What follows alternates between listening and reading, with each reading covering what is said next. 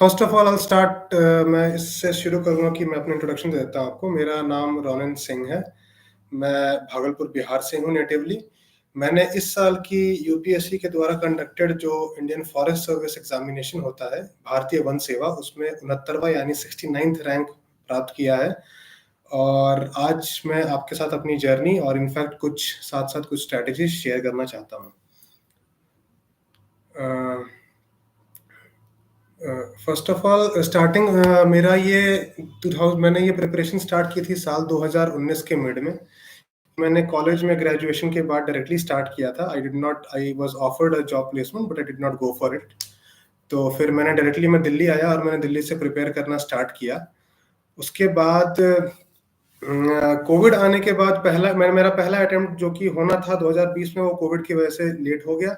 सो मैंने 2020, 21, 22 और 23 के अटेम्प्ट दिए हैं, जिसमें मैंने 4 साल सिविल सर्विसेज के अटेम्प्ट दिए हैं और 1 साल मेरा 2023 का अटेम्प्ट था। It was my first forest service का अटेम्प्ट। उसके साथ साथ मैं आपको बताना चाहूंगा कि मेरे चारों साल मैंने प्रीलिम्स क्लियर किया था सिविल सर्विसेज में, बट मैंने इंटरव्यू नहीं दिया है। मैंने चारों साल मेंस लिखा है, इंक्लूडिंग द ईयर 2023। मेरा सिविल सर्विसेज में मेरा ऑप्शनल है मैकेनिकल इंजीनियरिंग, और फॉरेस्ट सर्विस में मेरा ऑप्शनल रहा है mechanical engineering as well as forestry. तो this is my basic background. And अगर मैं सवाल से शुरू करूं तो सबसे पहले सवाल है मेरे पास पीवाईक्यू एनालिसिस का। तो मैं आपको बताना चाहूंगा कि प्रीवियस ईयर क्वेश्चंस जो होते हैं, इट इज वेरी इंपॉर्टेंट। आप किसी भी स्टेज पे रहें, चाहे प्रीलिम्स या मेंस में, it is very important for you to go through that. तो when we speak about prelims, तो प्रीलिम्स में पीवाईक्यू एनालिसिस का रोल ये रहता है। I give you an example.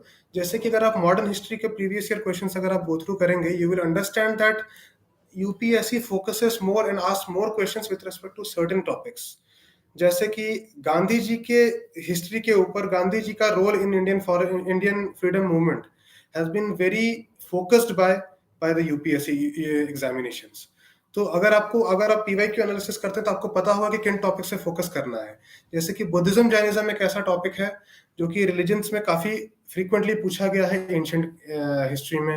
वैसे ही गांधी जी के बारे में जो इतनी बातें हैं, ये काफी फ्रीक्वेंटली पूछी गई हैं, काफी बार पूछी आती हैं सवालों में in prelims questions. Similarly, if we speak about economics का paper in questions related to economics and prelims, so I would say that in preliminary papers, UPSC asks a lot of questions जो topics news में रहते हैं। जैसे कि Covid के बाद से एक टॉपिक है, जैसे कि rise in interest rate and inflation, ये न्यूज में रहा है। तो आप देखेंगे 2021, 22 और 23 तीनों साल इन्फ्लेशन या इंटरेस्ट रेट से जुड़े सवाल आए हैं। सो इस तरह की चीजें आप प्रीवियस ईयर पेपर्स जब एनालाइज करते हैं, तो यू गेट टू नो, आपको पता चलता है कि किन चीजों पे ज्यादा फोकस करना है और किन चीजों पे हमें कम फोकस करना है।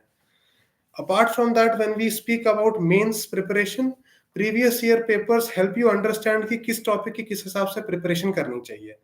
फॉर एग्जाम्पल, आई रिमेंबर 2020 या 21 में एक सवाल आया था माइक्रो इरिगेशन फंड पे, नाबार्ड की, जो कि नाबार्ड के द्वारा है, if I am not wrong.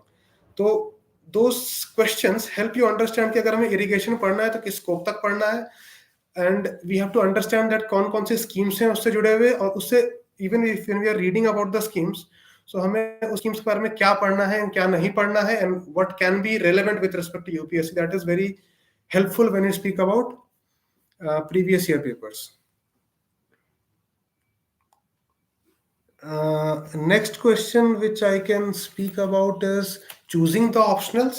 So I am a BTech mechanical engineer graduate from IIT Kanpur. तो मैंने मैकेनिकल इंजीनियर 4 साल पहले से पढ़ रखा था, जिसकी वजह से जब मैं 2019 में अपने ऑप्शनल्स पिक कर रहा था इनिशियली, तो उस समय मैंने गो थ्रू किया कि किस तरह के सवाल आते हैं मैकेनिकल इंजीनियरिंग ऑप्शनल में। सो मैंने ये पाया कि द क्वालिटी ऑफ क्वेश्चंस, इस तरह के सवाल आते हैं, they are very similar to the questions which are asked in our college examinations, semester examinations, mid semester examination, quizzes etcetera.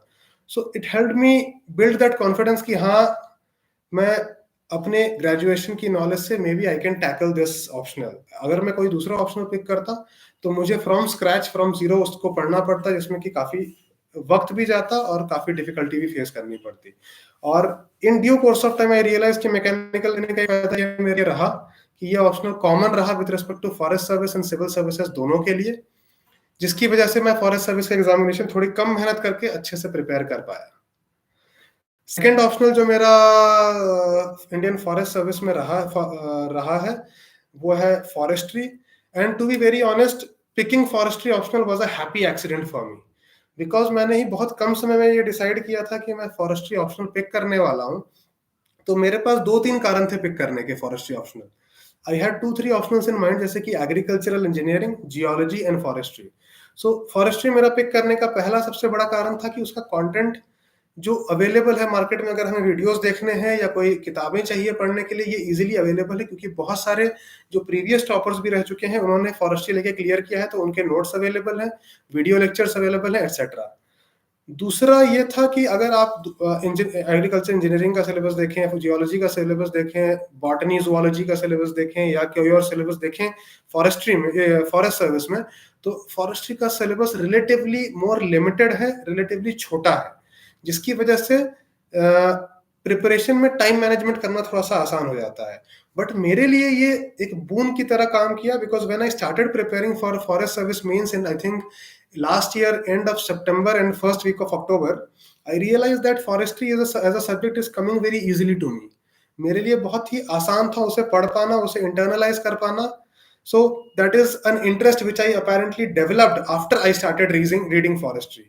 तो जिसकी वजह से जो मेरे मार्क्स भी आए फॉरेस्ट सर्विस के मेंस में इस साल, मेरे सबसे ज्यादा नंबर फॉरेस्ट्री में ही थे। I scored 222 marks out of 400 in forestry, I scored 199 marks out of 400 in mechanical, 120 marks in general knowledge, as well as I think 146 marks out of 300 in English. So forestry actually helped me get the rank, and actually this is one of those papers जिसके लिए मैंने सबसे कम पढ़ाई की है, but because वो interest धीरे धीरे डेवलप होता गया, वो नेचुरली आता गया, तो मुझे कम वक्त लगा इसे सीखने में।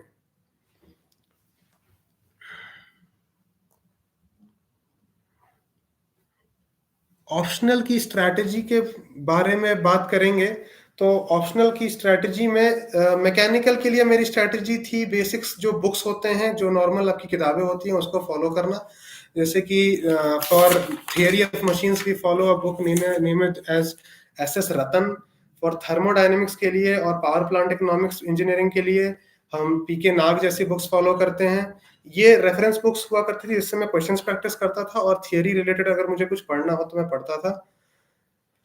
Apart from that, yes, I will come to both the book list for pre and mains both. Just give me 1 minute. I've started with mechanical engineer, so I'll complete with that. Apart from that, एक दो किताबें ऐसी हैं जो कि paper 2 जो mechanical का है, जो कि मोस्टली आपका थर्मल एंड हीट ट्रांसफर से रिलेटेड है। उसके लिए मेरी एक दो किताबें थी, जैसे पीएल बलानी एंड आर के Rajput. These two books have been very good reference sources for me to go about, चाहे आईसी इंजन का आईसी इंजन की थियरी पढ़नी हो, उसके नोट्स पढ़ने हो, चाहे मुझे क्वेश्चंस प्रैक्टिस करने हो, एक्सेट्रा। ये बुक लिस्ट जो है मुझे काफी हेल्प किया है। अपार्ट फ्रॉम दिस, मैंने एक क्रैश कोर्स किया था नेक्स्ट आईएएस का आफ्टर सिविल सर्विसेज प्रीलिम्स के बाद। तो वो 2-3 महीने का क्रैश कोर्स होता है जिसमें वो टॉपिक्स को इजीली कवर करवा देते हैं और काफी सारे क्वेश्चंस के थ्रू कवर करवाते हैं, जिसकी वजह से काफी आसानी होती है क्वेश्चन से डील कर पाने में। Apart from that, when we speak about the book list for prelims, the book list for prelims which I followed is very conventional. मैंने पॉलिटी के लिए लक्ष्मीकांत फॉलो करी थी। मैंने एनसीईआरटी नहीं फॉलो, कई लोग एनसीईआरटी फॉलो करते हैं, मैंने एनसीईआरटी नहीं फॉलो की थी। Apart from that, I used to regularly go through the PT 365 module of Vision IAS before the prelim examination. Economics के लिए I used to find Ramesh Singh a bit bulky, so I started reading Shankar Ganesh. Shankar Ganesh की जो book है बहुत ही पतली सी किताब है। It is about 150-180 pages if I am not wrong, and बहुत ही लूसिड लैंग्वेज में है, बहुत ही आसान लैंग्वेज में है, तो पढ़ना बहुत ही आसान हो जाता है, specifically with respect to prelims examination. Apart from that, art and culture के लिए मैंने नितिन संघानिया फॉलो की है, जो ऑलमोस्ट आई थिंक सबने करी होगी। हिस्ट्री के लिए मैंने एनसीईआरटीज पे स्टिक किया है।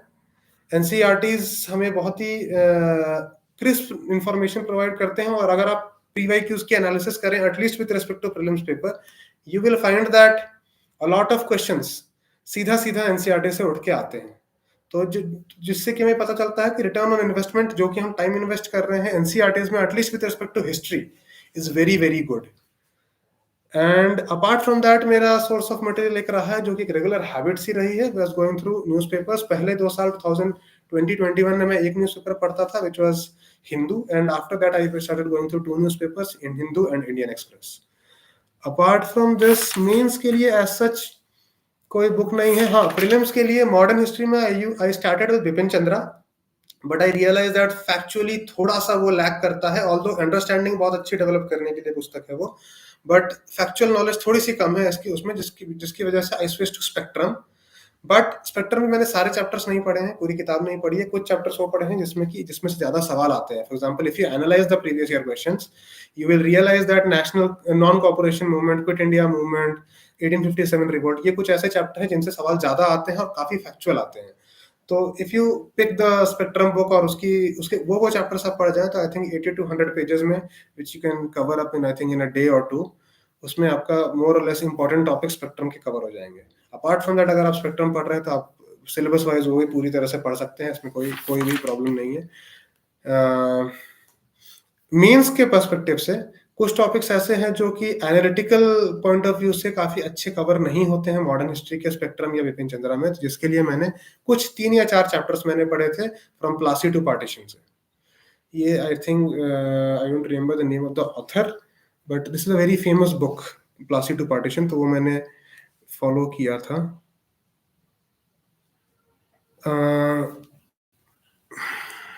अपार्ट फ्रॉम दिस एक क्वेश्चन है दैट पीवाईक्यू से क्वेश्चन रिपीट होते हैं क्या? जी हाँ, बिल्कुल। इफ अगर आप पीवाईक्यू की जब एनालिसिस करेंगे, आप गो थ्रू करेंगे कि कौन कौन से सवाल किस किस टॉपिक से हर साल आए हैं, तो विल वेरी इजीली रियलाइज कि कुछ सवाल तो ऐसे पाया गया है जो कि वर्ड टू वर्ड रिपीट हुए हैं कई सालों में प्रीलिम्स में।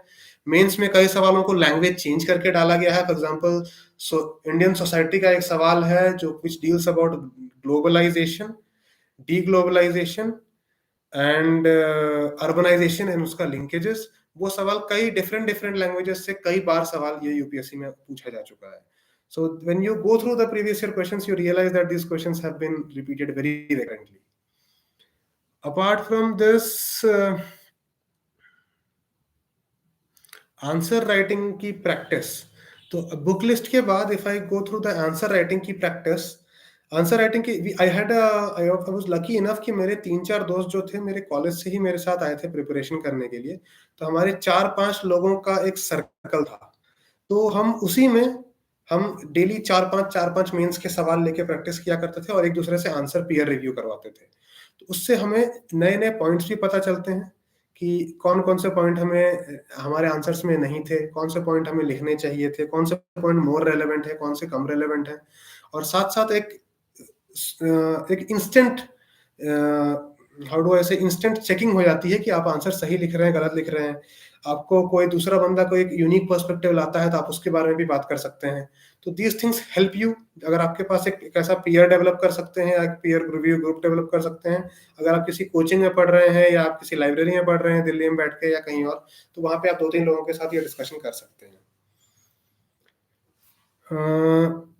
When we speak about attempting maximum number of questions in prelims, आपको the best way to identify कितने सवाल अटेम्प्ट करने हैं is by going through mock papers। कई सारे कोचिंग इंस्टीट्यूट्स के या प्रीवियस ईयर ऐसे पेपर हैं जो आप घर बैठ के या किसी सिमुलेटेड एनवायरनमेंट में वो टेस्ट दे सकते हैं आप। तो उससे आप जब 8, 10, 15, 20 टेस्ट देते हैं तो आपको पता चलता है कि अच्छा, मैं अगर 100 में से 80 सवाल अटेम्प्ट कर रहा हूँ तो मेरे मार्क्स ज्यादा आ रहे हैं, 90 सवाल में अटेम्प्ट कर रहा हूँ तो मेरे मार्क्स थोड़े कम हो जाते हैं क्योंकि नेगेटिव ज्यादा हो जाते हैं। तो वो एनालाइज करके आपको एक टाइम मैनेजमेंट ऐसे एस्टैब्लिश करना पड़ेगा जिससे कि आप उतने नंबर ऑफ सवाल तो एग्जाम में जाके अटेम्प्ट करें ही, depending upon the difficulty of the question paper. अगर पेपर की डिफिकल्टी बढ़ती है तो उस हिसाब से आपके नंबर ऑफ सवाल अटेम्प्ट करने वाले कम हो जाएंगे क्योंकि नेगेटिव मार्किंग ज्यादा होगी। जैसे कि हर साल I tell you, I used to attempt around 90 questions out of 100 in prelims, but this साल मैंने अराउंड 85-88 सवाल ही अटेम्प्ट करे क्योंकि इस साल का पेपर आप सबको पता होगा काफी अलग पैटर्न का और काफी टफ आया था। तो वो फ्लेक्सिबिलिटी होना जरूरी है। मैक्सिमम क्वेश्चंस जो कि आप अटेम्प्ट करना चाहते हैं चाहे प्रीलिम्स हो, चाहे मेंस हो, उसका सबसे बड़ा की है practice. As long as you are practicing, अगर आपको 2 घंटे में 100 सवाल अगर आपको प्रीलिम्स के अटेम्प्ट करने हैं एग्ज़ाम में जाके, तो आपको वो 1.5 घंटे में करने की प्रैक्टिस आपको करनी पड़ेगी घर पे। Same goes for mains. I used to set a timer कि मैं 1 घंटे 2 घंटे 50 मिनट में ही पेपर कंप्लीट करने की कोशिश करूँ, और जैसे ही 2 घंटे 50 मिनट या 2 घंटे 55 मिनट हो जाते थे, I used to switch off the timer, I used to close the paper and उसके बाद अटेम्प्ट नहीं करना है। तो उससे हमें पता चलता है कि अगर हम उससे हमें पता चलता है कि अगर मैं 2 घंटे 50 मिनट में इस वक़्त अगर रूम पे मैं पेपर अटेम्प्ट कर पा रहा हूँ, तो एग्ज़ाम में उस प्रेशर एनवायरनमेंट में मैं 3 घंटे में तो पेपर अटेम्प्ट कर ही लूँगा।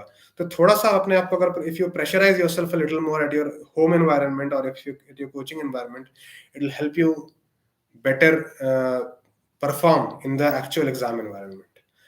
Next, I hope I have answered your question. If there is any other doubt, I'll request you to add questions in the chat.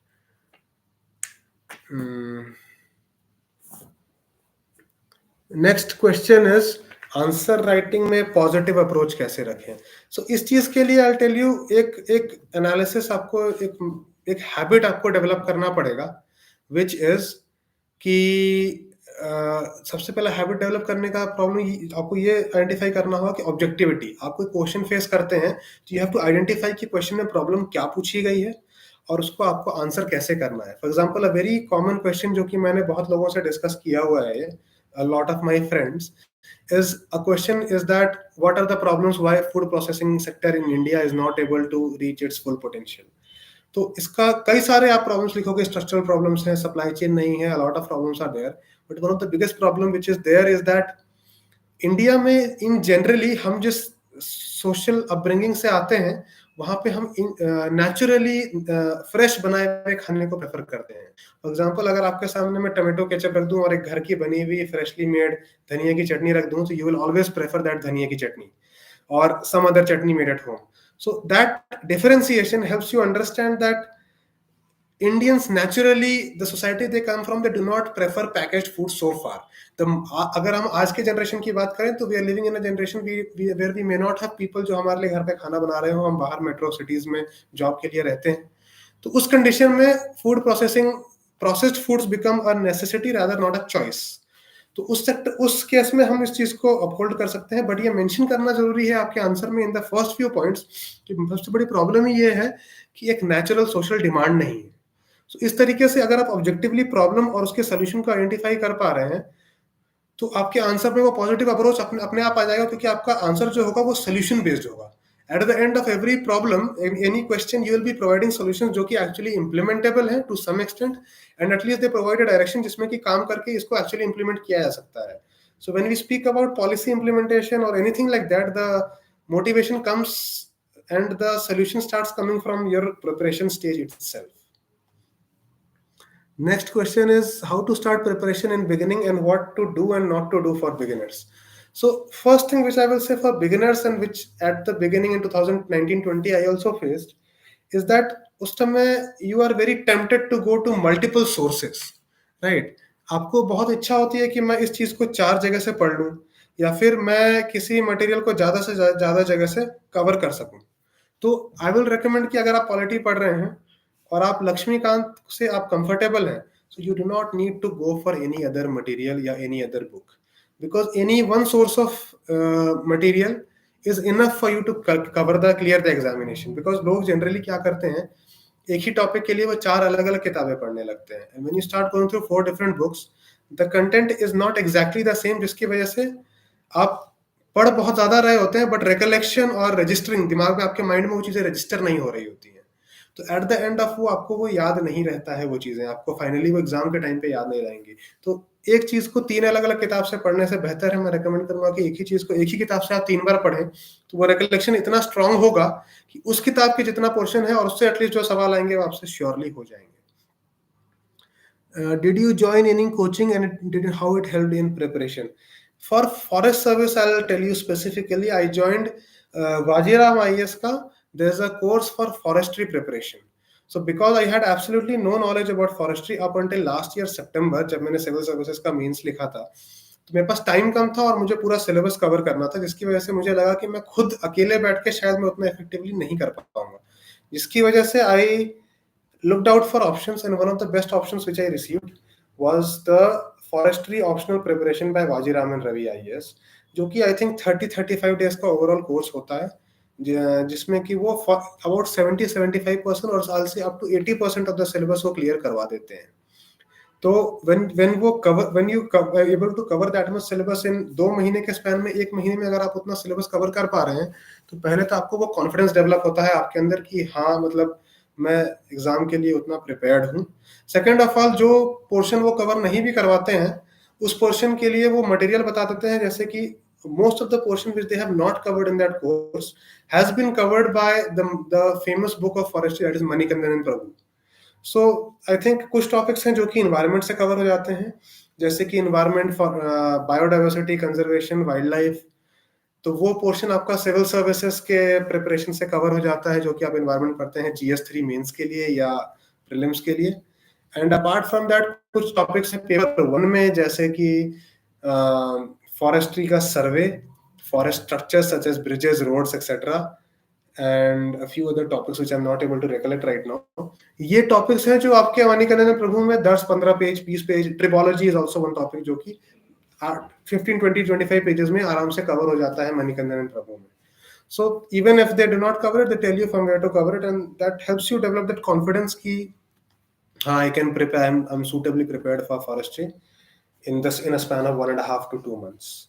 So that coaching institute Vajiram helped me, and for interview, for personality test preparation, I took up the interview guidance program for 3 or 4 different coachings. That is Sankalp IAS, Forum IAS, Vajiraman and Ravi, and I think Shankar IAS. Yeah, and all 4 of them have been adequately helpful for me. उनके panels काफी close to civil services preparation थे, and it helped me develop a confidence कि yes, I can do well in personality test as well, because confidence plays a major role with respect to personality test preparation. Next question is that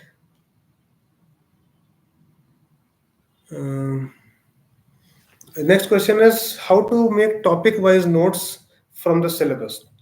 So I'll tell you with respect to GS and with respect to forestry, जो कि GS का portion आपको civil services as well as forest service दोनों में help करेगा, is that आप syllabus pick कीजिए, go on Google, go to the internet and you just find out किस तरह के सवाल पूछे गए हैं so far. ठीक है, तो when you make a list of the quality of question, type of questions which have been asked with respect to a particular topic. For example, I did that for land reforms. तो land reforms में आपको आज तक mains में जितने भी सवाल पूछे गए हैं, अगर आप वो देखें तो I think there are 10 to 15 questions which have been asked, and if you notice तो वो 10 से 15 सवाल ऑल इन ऑल 4 या 5 थीम्स के अराउंड ही रिवॉल्व करते हैं. एक थीम है कि क्या कितने इफेक्टिव थे वो, एक थीम ये है कि क्या क्या स्टेप्स लिए गए थे. सो चाहे आप एनालिटिकल पोर्शन की बात करें, चाहे हम फैक्चुअल पोर्शंस की बात करें, सबको मिला जुला के इवेंचुअली 4 या 5 थीम्स ही बनती हैं. So now that if you are reading something about land reforms, so you know what to read, what to focus upon, and what kind of questions UPSC ने आज तक पूछे हैं, they have asked. So that helps you also understand कि क्या पढ़ना है, क्या नहीं पढ़ना है. टाइम मैनेजमेंट में हेल्प करता है आपको कि किन चीजों पे फोकस नहीं करना है, so you can pay less attention to those things. Next question which I have is, please keep asking questions because it will help me understand आपको what more do you need to understand. Environment का source, so a lot of people for prelims as well as mains, a lot of people follow Shankar IAS की book for environment. I personally have never followed that book. For environment, at least for prelims, I went about the syllabus. मैंने prelims और mains का syllabus देखा, उस topic के relevant topics के videos pursue किए, and I had a friend जिसके notes थे, तो उसके फिर नोट्स परस्यू किए, वेरी गुड नोट्स, जो कि उसने as per I remember Vision IAS के फाउंडेशन कोर्स से बनाए हैं. So NCERT helps you a lot. अगर आप biodiversity, tropic levels and food chain, food web, ecosystem and all के अगर आपको बेसिक क्वेश्चन से डील करना है, so NCERT plays a major role when you talk about biodiversity interactions such as commensalism, mensalism, symbiotic relationships, etc. तो NCERT is good enough, I would say. Apart from this, जो topics current के हैं, जो topics UPSC में regularly पूछे जाते हैं prelims में, अगर आप देखेंगे, जो कि काफी टफ दिखते हैं। उसके लिए आई विल रिकमेंड कि अ मेजर पोर्शन उसका कवर हो जाता है from the, if you go through the last 2 साल के, अगर आप मंथली मैगजीन्स या लास्ट 2 साल के पीटी 365 मॉड्यूल या किसी और अगर अलग कोचिंग के ऐसे किसी मॉड्यूल को अगर आप फॉलो करते हैं, तो 2 साल for science and technology, for international relations as well as for environment, I recommend going through, if you are preparing for the first time, I recommend going through the PT 365 on the monthly magazine module for any coaching of 2 years, because ये वैसे topics हैं, environment, science and technology as well as international relations, जो कि highly based out of current affairs होता है, और इनके current affairs 1.5-2 साल तक रेलेवेंट होते हैं। तो कई बार ऐसा हो सकता है कि आपको सिर्फ 1 साल का पीटी 365 इनफ ना हो। जैसे कि I tell you, give you an example, there was a question asked this year in prelims paper which was about the Wolbachia method. That topic was very much in news in the PT 365 of 2021, और 2021 में ये काफी ज्यादा news में था, क्योंकि उस साल डेंगू के जो संक्रमण था, डेंगू और चिकनगुनिया का, काफी ज्यादा था दिल्ली, गुजरात, राजस्थान और केरला जैसे कई इलाकों में। तो उस समय ये वोल्बाचिया मेथड काफी फेमस हुआ था, कैसे हम मच्छरों को रोका जा सकता है, मच्छरों के डेवलपमेंट को रोका जा सकता है, मस्कीटो के ग्रोथ को। तो ये 2021 की न्यूज 2023 में यूपीएससी ने पूछी। तो अगर हम 2 साल का current affairs with at least with respect to environment, science and technology and international relations को कवर करते हैं, तो it helps us a lot, confidence के पर्सपेक्टिव से भी, एक कंटेंट डेवलपमेंट के पर्सपेक्टिव से कि आपको इन टॉपिक्स के बारे में कवरेज है, और एक ओवरऑल आपको, अगर आप प्रीलिम्स क्लियर करके जब आप मेंस में आंसर लिखने जाते हैं, तो काफी सारे एग्जांपल्स आपके पास ये रहते हैं। एक यूपीएससी, सीएससी एंड आईएफएस में प्रिपरेशन, आईएफएस में क्या डिफरेंस होता है? अगर हम एग्जाम के पैटर्न की बात करें, तो प्रिलिमिनरी एग्जामिनेशन दोनों का सेम होता है, बट ये हमने देखा है कि कट ऑफ जो है वो फॉरेस्ट सर्विस एग्जामिनेशन का 15-20 नंबर, 10 से 15 नंबर एटलीस्ट, इस साल अगर हम देखें तो 18-20 नंबर ज्यादा होता है सिविल सर्विसेज के कंपैरिजन में, बिकॉज सीट्स कम है फॉरेस्ट सर्विस में। Apart from that, mains examination का pattern is very different in civil services prelims and mains, in civil services mains and forest service mains. Civil services mains में GS के 4 paper होते हैं, which you must be aware of. एक essay का paper होता है and एक optional के 2 पेपर होते हैं। फॉरेस्ट सर्विस मेंस में there is 1 paper for English and एक रीजनल लैंग्वेज का पेपर, एक क्वालिफाइंग पेपर होता है सिविल सर्विसेज में, जिसके मार्क्स ऐड नहीं होते, you have to score 25%। But in forest service English का पेपर होता है, रीजनल लैंग्वेज का नहीं होता है, एंड दैट वो पेपर क्वालिफाइंग नेचर का नहीं होता है, उसके मार्क्स ऐड होते हैं। सो अगर आप उसमें अच्छा परफॉर्म करेंगे तो it will get added to your rank, it will help you get a better rank. Apart from this, you have 1 general knowledge का पेपर, जिसका syllabus is very similar and very close to GS papers, at least the 3 GS papers of GS 1 to 3 of civil services. Ethics का portion नहीं होता है as per I am aware in forestry services, and apart from that the syllabus is rather थोड़ा limited compared to civil services means for general studies and general knowledge in forest services. Interview में ये mains दोनों का अलग अलग होता है। Generally civil services का मेंस सितंबर के महीने में होता है, और फॉरेस्ट सर्विसेज का मेंस नवंबर एंड के आसपास होता है, मिड नवंबर एंड नवंबर में होता है। इंटरव्यू, ये पाया गया है कि civil services and forest services का इंटरव्यू पिछले कुछ सालों से काफी सिमिलर हो रहा है। बोर्ड का साइज डिफरेंट होता है, civil services has 5 member panel board and forest services has 4 members। Apart from the similarity of questions, जैसे कि current affair based, opinion based, एक जो डिफरेंसेस पाया गया है सिविल सर्विसेज और फॉरेस्ट सर्विसेज के इंटरव्यू में, जो सिविल सर्विसेज में हर तरह के सवाल पूछे जाते हैं, फॉरेस्ट सर्विस में questions are relatively more closer associated with respect to interview, sorry with respect to environment, climate change, forestry and wild life in general, because आपका डोमेन एक्सपर्टीज उस फील्ड में है, क्योंकि आप उस रिस्पेक्टिव टेक्निकल या आप कहें कि उस फॉरेस्ट्री वाइल्ड लाइफ से एसोसिएटेड सर्विस में ही जाने के लिए आए हो। Should we make notes of standard books also like Spectrum? I would not recommend you to make notes of all the topics of Spectrum, but the thing is, there are some topics which have been asked in prelims as well as mains, जहाँ पे बहुत ही कुछ topics है which I discussed earlier also बहुत recurrently पूछे गए हैं. For example अगर आप अपनी अंडरस्टैंडिंग से जितने भी मूवमेंट्स हुए हैं, चाहे वो स्वदेशी मूवमेंट हो, चाहे वो नॉन कोऑपरेशन हो, चाहे वो सिविल डिसोबीडियंस हो, चाहे वो क्विट इंडिया हो, उसके अपने कन्वीनियंस के हिसाब से एक एक पेज के नोट्स बना लें. So it will be very helpful for you. It will be very easy for you to go back and revise your notes because it is ये हमने फेस किया है कि अगर आप सोचे कि मैं 15 दिन बाद जाके जो मैंने किताब पढ़ी थी उसको वापस पूरा रिवाइज कर दूंगा, तो उतना टाइम नहीं होता है कि आप उस टॉपिक को पूरी की तरह से रिवाइज कर सकें.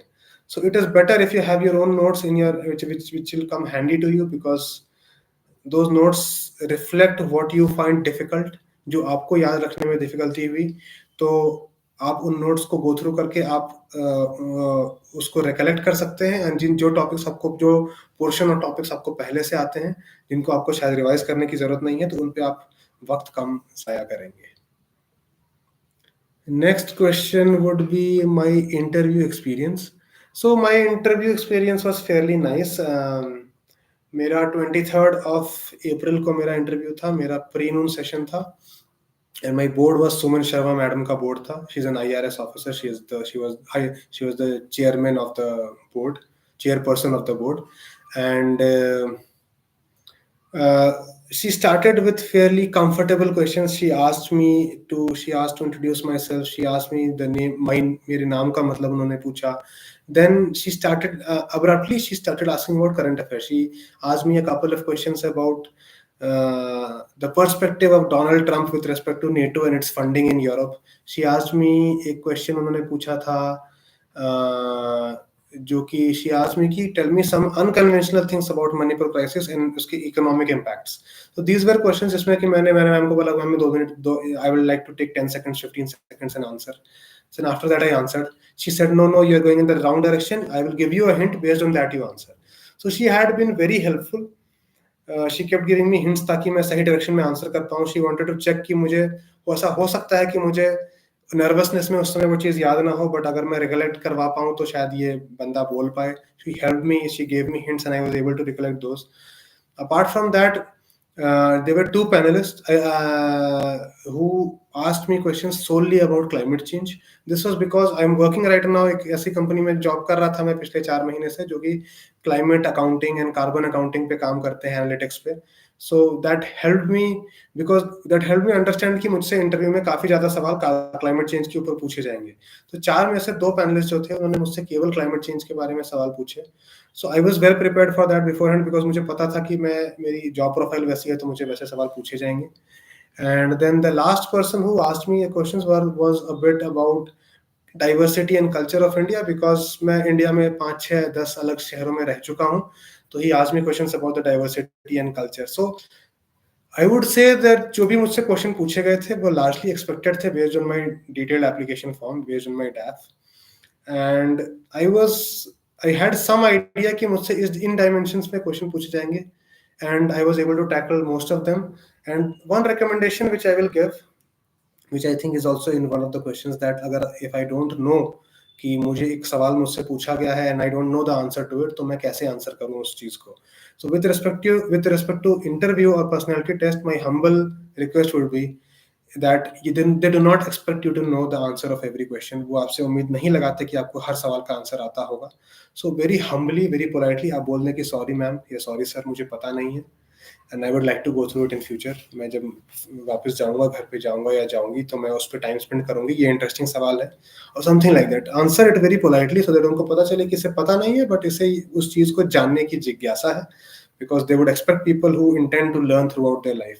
Because if you learning throughout your life, you are able to bring changes accordingly. Apart from this, mock interview और यूपीएससी इंटरव्यू में क्या डिफरेंस होता है? आई वुड से दैट थोड़ा सा स्टूडेंट्स को बेटर प्रिपेयर करने के लिए मॉक इंटरव्यूज में जनरली जो पैनलिस्ट रहते हैं, they are a bit more harsh on the students. मेरा पर्सनल एक्सपीरियंस ये रहा है कि यूपीएससी के इंटरव्यू में जो पैनलिस्ट रहते हैं, they are very helpful, they are very convenient for you. वो तुमको कंप्लीटली कंफर्टेबल कराते हैं. तुम 2-3 ऐसे, अगर तुमको उनको दिख रहा है कि तुम परेशान हो, तो 2-3 आसान सवाल आपसे पूछेंगे ताकि आप कंफर्टेबल हो जाएं. तो they are generally very helpful in that way. But वो ये भी चेक करते हैं कि आप कितने जेन्युइन हैं, आप कितना अच्छा अ, अपनी पर्सनैलिटी को कितने बेहतर तरीके से एक्सप्रेस कर पा रहे हैं, और अगर आप कुछ फेक कर रहे हैं या नहीं कर रहे हैं। इस चीज़ पे वो ज़्यादा ध्यान देते हैं, क्योंकि मैंने ये पाया है कि मेरे कई दोस्त जिनको कि थोड़े से जान-पहचान के लोग जिनको गलत एक्सपीरियंसेस दिए गए थे, जिनको बताया गया था कि नहीं आप अपनी पर्सनैलिटी को ऐसा मोल्ड करें, वैसा मोल्ड करें, उनके नंबर रिलेटिवली कम आए हैं इंटरव्यू में।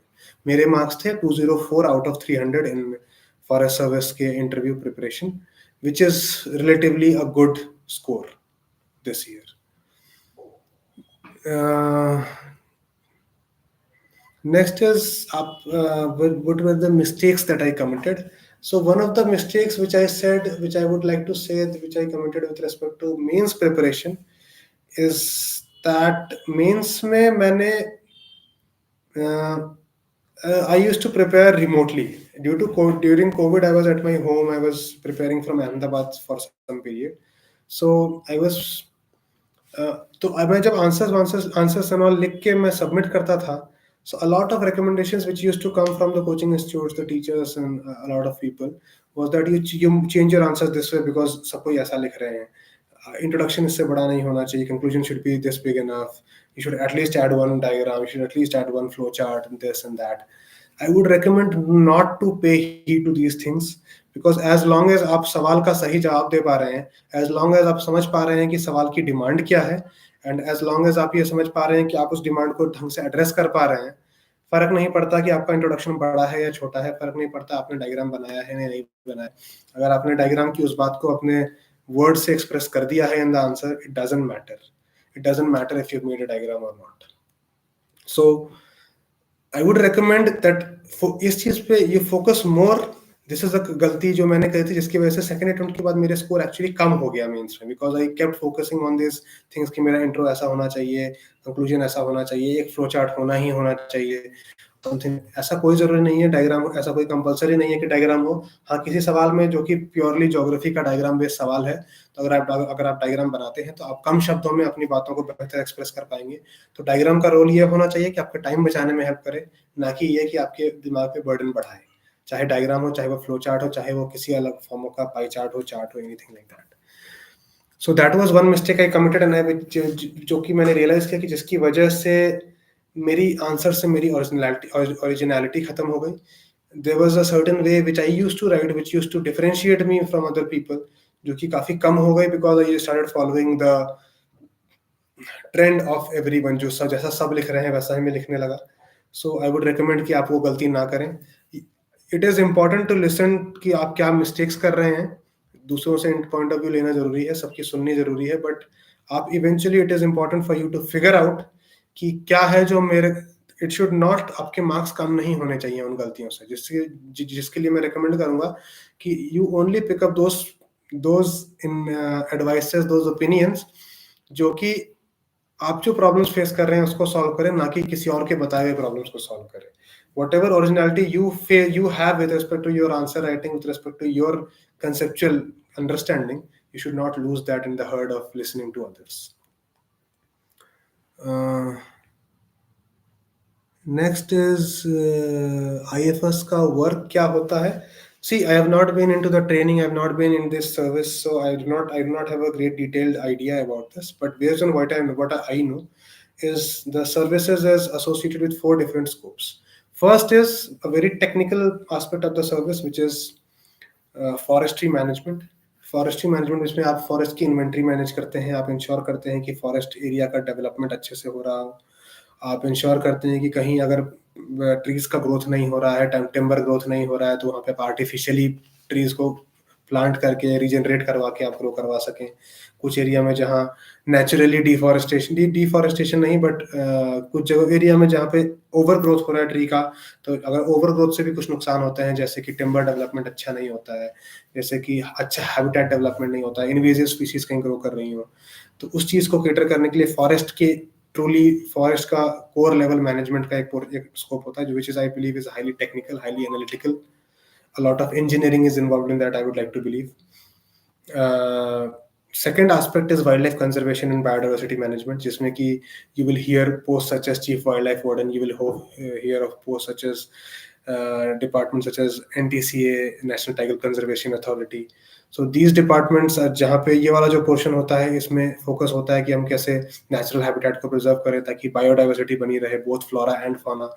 The role should be to ensure that no poaching takes place, no illegal hunting takes place, no uh, uh, intrusion of forest areas, core forest areas take place. तो wildlife conservation का role वहाँ आता है. That is where we manage different protected areas. Third will be ecotourism, which is very closely associated with wildlife conservation, where we develop wildlife conservation through an economic model, जिससे कि we are able to create awareness. We are able to generate some form of employment for the local communities. At the same time, we are able to protect the local environment, local biodiversity and ecosystem of the region. And the fourth would be local development of helping the ecology, environment, and economics, as well as the social life of the forest dwellers, as well as the different tribal communities which reside in the forest areas. तो ये 4 main aspect होते हैं जो कि forest service के scope of work को define करते हैं. Apart from this, based on what I'm aware of, Indian Forest Service की training, the first 3 to 4 months जो कि foundation course होता है, it is very similar and it is actually the same as that of civil services. Lal Bahadur Shastri national academy of administration में इनकी forest service officers की भी training होती है, फाउंडेशन कोर्स होता है. They go through the same curriculum, and after 3.5-4 months इनकी जो टेक्निकल ट्रेनिंग, जो सर्विस बेस्ड ट्रेनिंग स्टार्ट होती है, it happens in Indira Gandhi national forest academy which is in Dehradun, and I believe it is in the campus of Forest Research Institute. It is a very beautiful campus. You can go and look at its photos and videos on YouTube, on Google. And I think the training period is about 16 to 18 months, where they are trained with respect to different aspects of forestry management, wildlife conservation.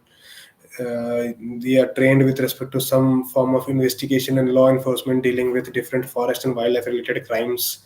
And you're taken to different places in the country जहाँ पे आप अलग अलग forest ecosystems, for habitats, flora and fauna से रूबरू होते हैं, आप समझते हैं कि कितनी diversity है इंडिया में. This is the overall process of forest service training.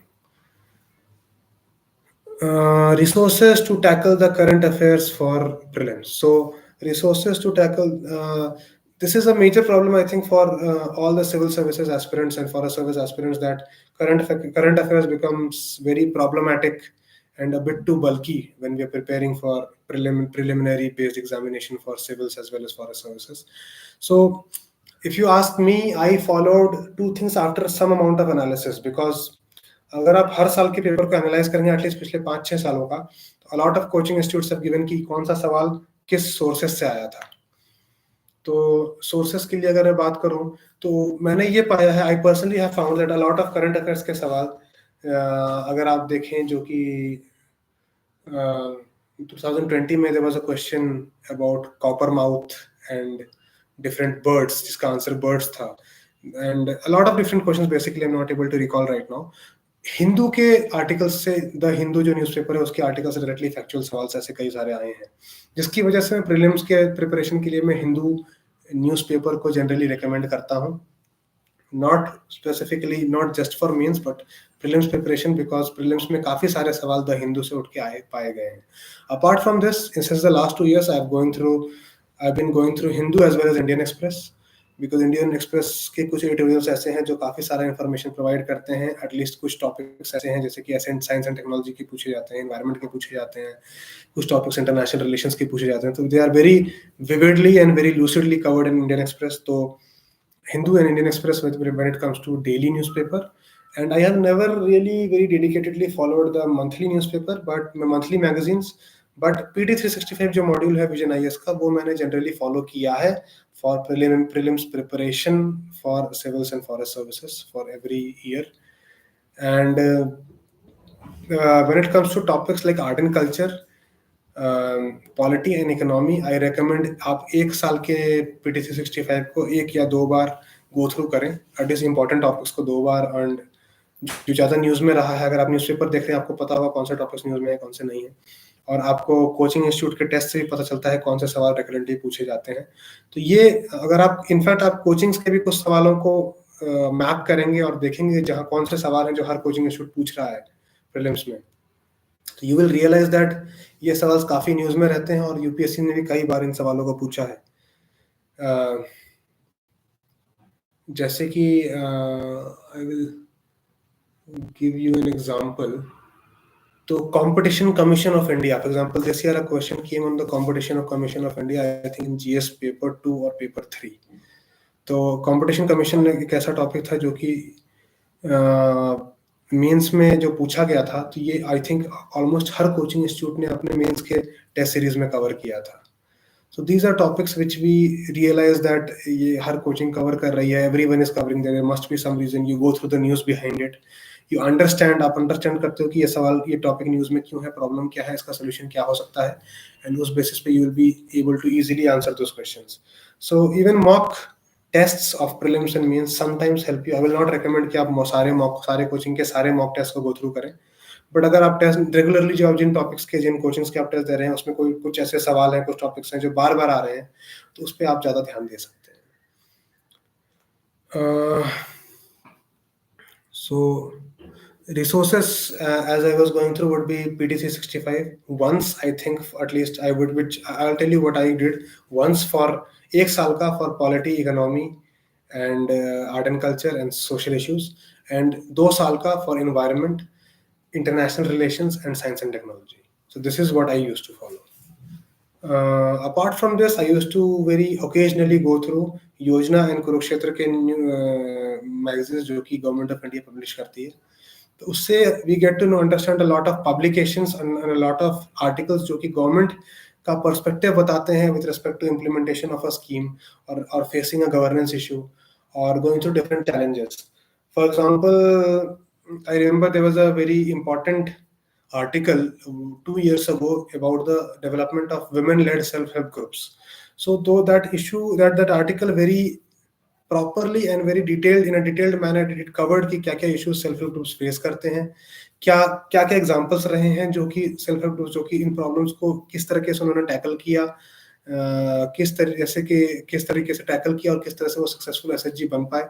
जो एक famous example हम सबको पता होगा जो कि है cooperative कम self help group का, जो कि सेवा फाउंडेशन ऑफ अहमदाबाद, जो कि आज के टाइम पे विमेंस का एसोसिएशन है, सेल्फ एम्प्लॉयड विमेंस एसोसिएशन है वो, and I think it employs more than hundreds and thousands of women in Gujarat and places nearby.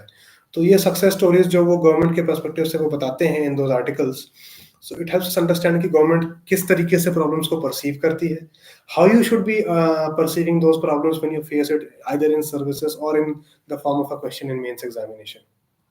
तो some government publications such as Yojana Kurukshetra, PT365 module, any coaching, whichever coaching you find comfortable, and at least 1 or 2 newspaper आपको जैसे comfortable लगे. Apart from this, there's a question which says plan B कब से रखना चाहिए. I think this is a very individualistic question. इस question का कोई solution नहीं है, but if you ask me, my plan was that I will give 2 proper years, 2 proper attempts for civil services preparation, and then I will start looking for plan B.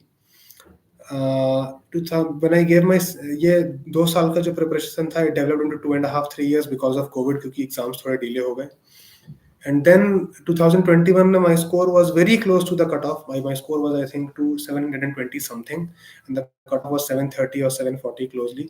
So I thought I think I can give 1 more year dedicated for civil services, and after that I'll think for plan B. So मैंने 3 साल dedicatedly civil services 3.5 years दिए, and then in my 4th attempt I went for other examinations, very close examinations such as forest service and other examinations such as GATE, because I come from a engineering background, so GATE का exam दिया मैंने. I went for Employee Provident Fund Organization का examination for Assistant Provident Fund Commissioner and various other closely associated organizations के examinations. So I think you should understand कि आप कितना time dedicate करने को तैयार हो.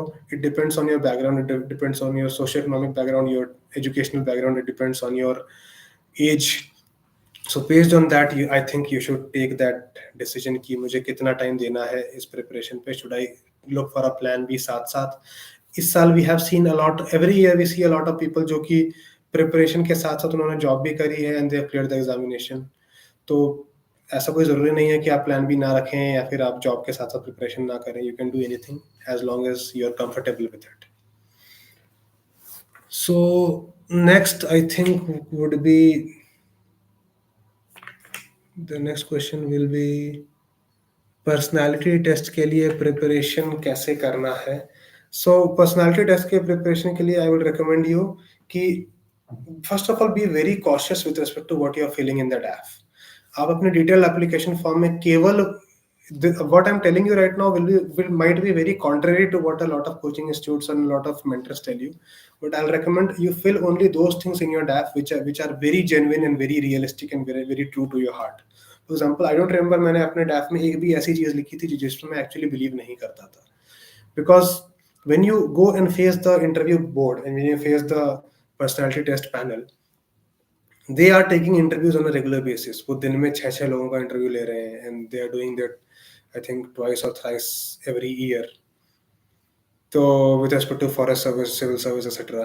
So अगर आप झूठ बोल रहे हैं, अगर आप किसी चीज को फेक करने की कोशिश कर रहे हैं, तो they'll be able to figure it out in a span of 10-15 minutes. So आपका score will reflect that. So DAF में आप जो भी चीजें डालें, केवल वही चीजें डालें जो कि आपके बिल्कुल close to your heart हो, जो कि actual में true हो, and which actually reflects your personality. अगर आप कुछ भी ऐसा फेक डालने की कोशिश करेंगे तो trust me, it will reflect poorly to your in your scorecard in the form of bad personality test marks. When we go beyond that, तो जब हम प्रिपरेशन की बात करते हैं आफ्टर डैफ, तो प्रिपरेशन में सबसे ज़्यादा इंपॉर्टेंट हो जाता है कि हम अपने डैफ में लिखी हुई चीज़ों को अंडरस्टैंड कर पाएँ। फॉर एग्जांपल, अगर आपने लिखा है कि आप इस रीजन से बिलोंग करते हैं and you are appearing for forest service, so for example you are from, let us take an example, you are from West Bengal and you are appearing for forest service examination, so you should know what are the different kind of forest ecosystems which exist there. West Bengal is one such place जहाँ पे सुंदरबन से लेकर mangrove ecosystem से लेकर tropical evergreen से लेकर deciduous से लेकर एल्पाइन फॉरेस्ट जो कि दार्जिलिंग के इलाकों में एग्जिस्ट करते हैं. So you have to understand that. You have to understand उससे associated flora and fauna क्या है वहाँ पे. You have to understand, you have to have some knowledge कि have you ever been associated with the forest or wildlife or anything of that in your life, so you can relate that through either through your DAF or through your answers in your personality test.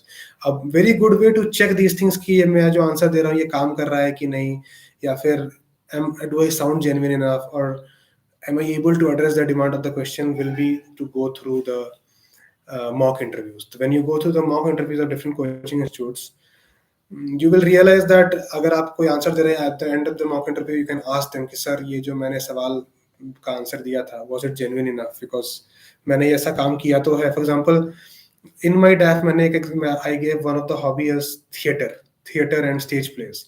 The last time I professionally did theater was in college, which was 4-5 years ago, and उससे पहले I did it in 6th and 7th, 8th standard. So even though I've done theater, I'm not very closely associated with it right now, and that is something which I have really enjoyed. But आपको वहाँ पे वो चीज़ बता पाने का guts होना चाहिए, उस चीज़ को आप जस्टिफाई कर पाने का क्षमता होनी चाहिए कि हाँ भाई मैंने I enjoy theatre, but due to preparation मैं 4 साल से थिएटर नहीं कर पाया हूँ, मोर ओवर कोविड की वजह से नहीं कर पाया हूँ, एंड मेरे कॉलेज में मुझे अपॉर्चुनिटी मिली तो मैंने थिएटर किया एंड मैंने काफ़ी इंजॉय किया. तो be as genuine as possible, they do not expect you to know everything, and अगर आपको किसी सवाल का आंसर नहीं आता है तो पोलाइटली से no. It sets a very wrong impression अगर आपको किसी सवाल का आंसर नहीं आता है और आप उसको गेस करने की कोशिश करते हैं, because any form of services in the civil services as well as forestry services, I do not believe there is a lot of scope of guess work. So be very objective, tell them if you don't know anything, because there is always scope to learn, but try not to fake it. So if there is any other question I would like to answer, otherwise I think I have addressed good amount of ideas with respect to the preparation. Please do let me know अगर मैं कुछ और address कर सकता हूँ क्या.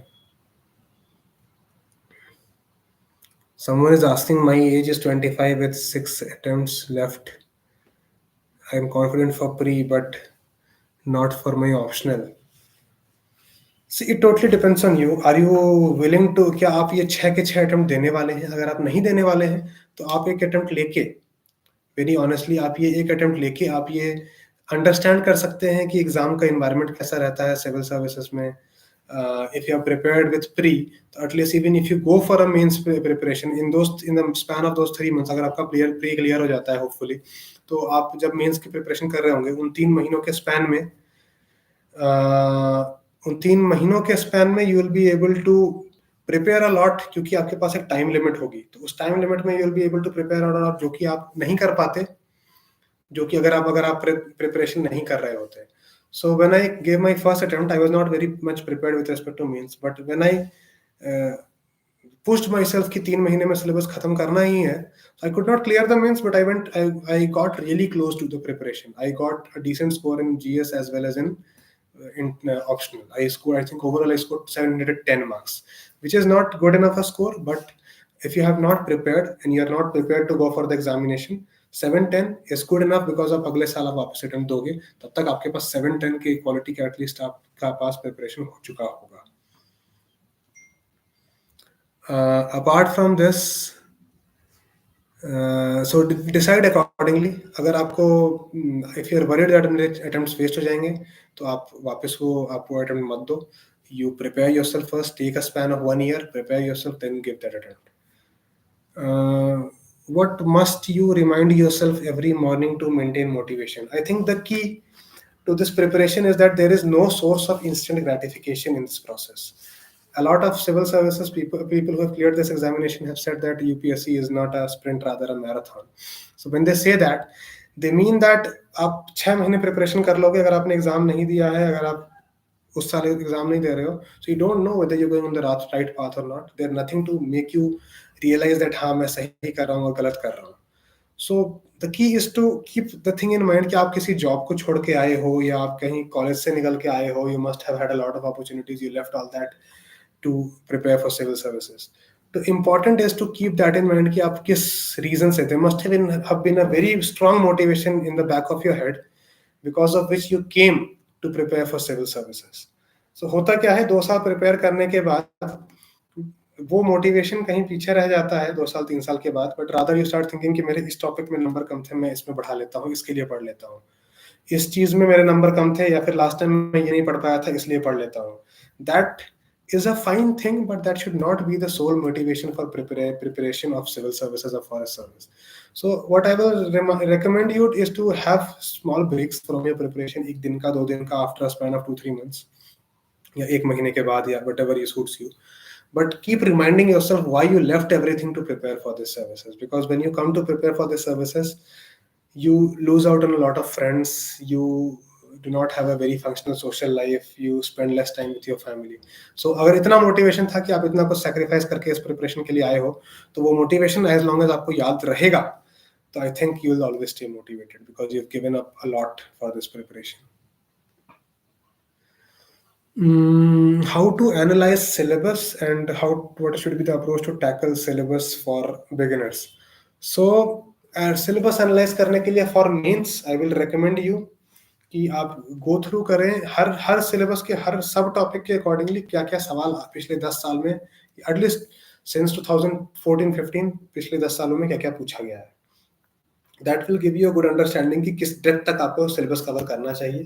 And after that you can go through a couple of topper videos or people who have given this in depth ki whatever topics they have covered. You will find a lot of such videos on YouTube. But I think syllabus mapping of syllabus topics with the different PYQs which have been asked in the recent past is, I think, one of the best ways to go with respect to analyzing syllabus in means preparation. Because अगर आप agriculture topic से या किसी ऐसे topic से आप कर रहे हैं, आप for example science and technology में आपको पता है इस साल सवाल आया है इसरो के डेवलपमेंट्स पे या चंद्रयान 3 पे, या पिछले साल सवाल आया था मे बी बायोफ्यूल्स पे, नेशनल पॉलिसी ऑन बायोफ्यूल्स पे. सो यू नो कि फ्यूचर में क्वांटम टेक्नोलॉजी पे सवाल आ सकता है, because of it is a very similarly emerging and growing field. You know that nano materials पे सवाल आ चुका है I think, and it can be again asked in the future. So when you go through the syllabus and when you understand the kind of questions which have been asked, so it helps you very well understand कि किस depth तक किस level तक preparation करनी चाहिए. And when it comes to prelims preparation, I will recommend you to very strongly First of all, pick limited amount of books. I think one or two book per topic. For example, in geography, I'll tell you, in geography there are two NCRT books for physical geography, two NCRT books for human geography. I used to follow that.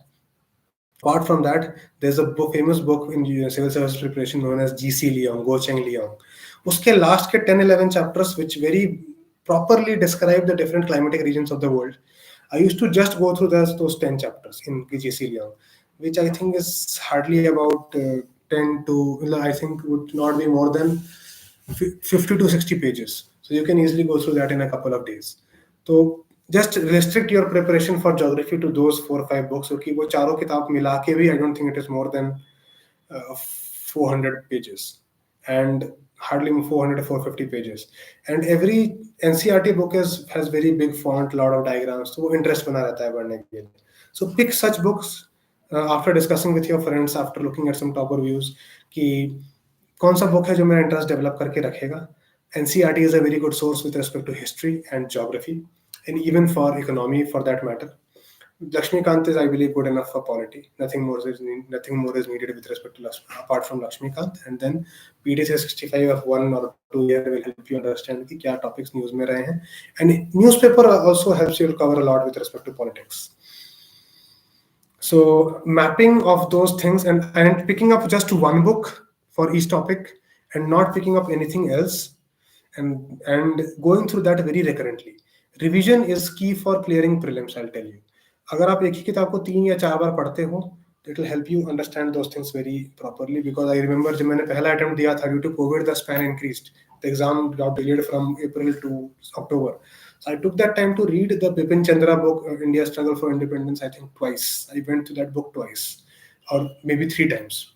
So उससे क्या हुआ कि मुझे वो पूरी की पूरी जो हिस्ट्री थी विपिन चंद्रा के रेस्पेक्ट से मुझे एक स्टोरी की तरह याद हो गई. सो क्वेश्चंस एड्रेस करने में मुझे बहुत आसानी होती थी because I had gone through one book 3 times. तो it help me allot.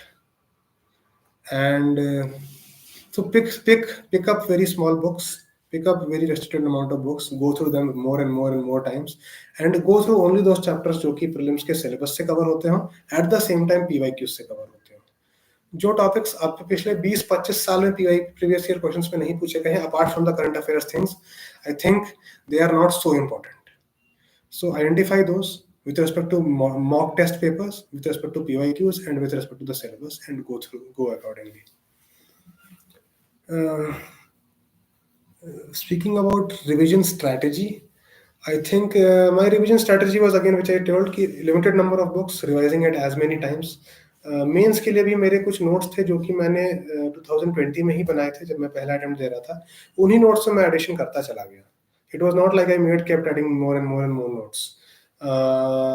After that, when I in 2021-22 I realized that मेरे थोड़े से नोट्स मेरे still outdated हो चुके हैं.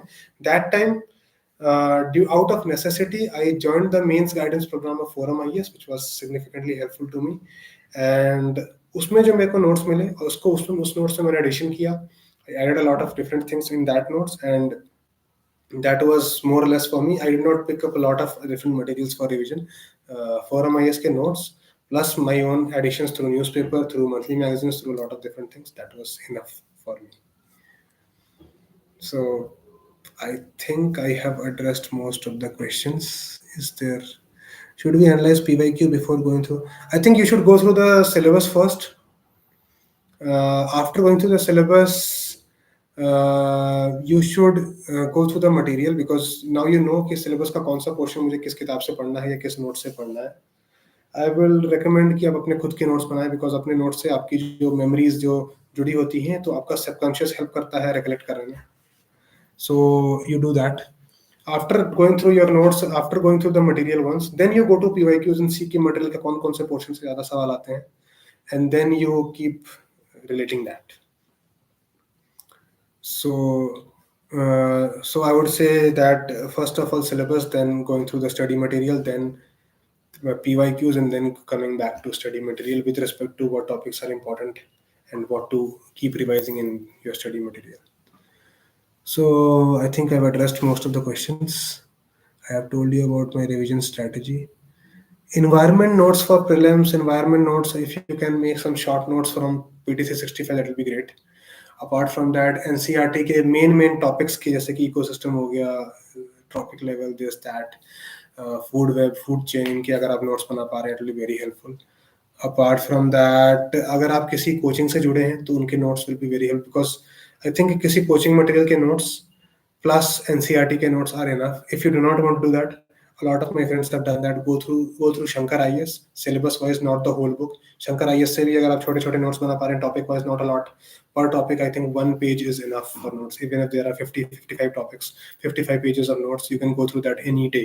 एक दिन में 3-4 घंटे में you will be easily able to go through 55-60 pages.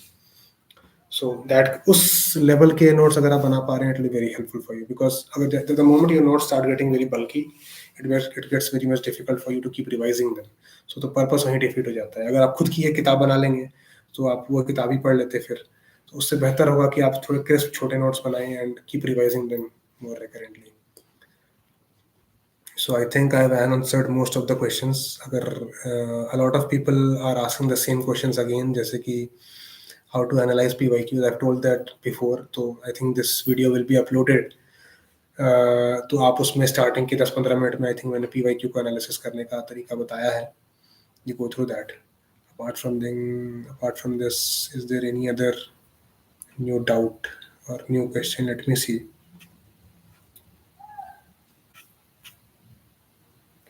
I think this is it. So please do let me know through any format. I'm available on Instagram, so if you can contact me through there, I'll be willing to address any of your doubts. And I hope this was helpful. I hope this was helpful to all of you. Thank you.